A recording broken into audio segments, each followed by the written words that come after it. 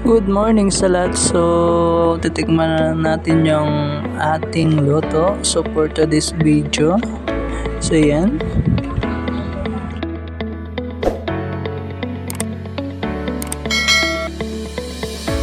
So, ngayong araw, magluluto tayo ng gulay na kamansi. Yan. So, natapos ko ng balatan yung ating kamansi. So, hugasan natin ng maigi yung ating gulay. So, ayan.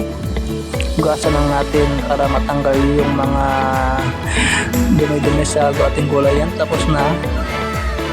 So, ayan. Magbabalat tayo ng ating mga sangkap ngayon sa ating gulay. So, balatan natin yung ating unang sibuyas. Ayan. So, kukuha tayo ng ating lagay ng ating mga sangkap. Tapos yan, balatan natin yung ating bawang. So, pakulan muna natin yung ating kamansi na gulay. So, yan. So, yan, kumulo na yung ating kamansi. So, halo-halo na natin yung ating gulay ng lumambot. So, yan yung ating sangkap sibuyas, bawang, may sili, at giniling. So, yan yung ating kokomama para sa ating gulay. Yan yung ating embutido para sa ating gulay. So, yan. So, balatan natin yung ating embutido habang hindi pa naluluto yung ating gulay. So, ito muna yung ating uunahin na lutuin yung ating embutido. So, yan, balatan muna natin. So, yan, tapos na balat. So, yan, naprito ko na. So, kapag kulay brown na siya, luto na po siya. Ayan.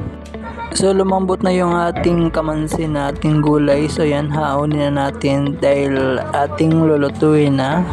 So, yan, haunin na natin yung ating gulay. So, yan. So, yan, tapos na yung paghaon natin. So, yan, maggigisa na tayo ng sibuyas, bawang. So, yan.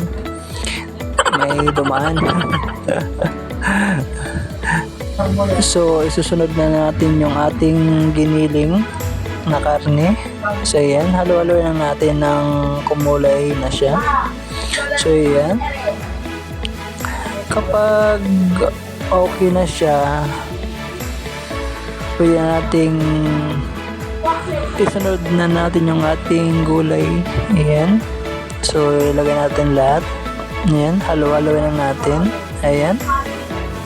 So, lagyan natin ng ating siling pula ng maanghang. So, hindi ko na napakita na ilagay ko na yung ating gata na kokomama. So, yan, luto na po.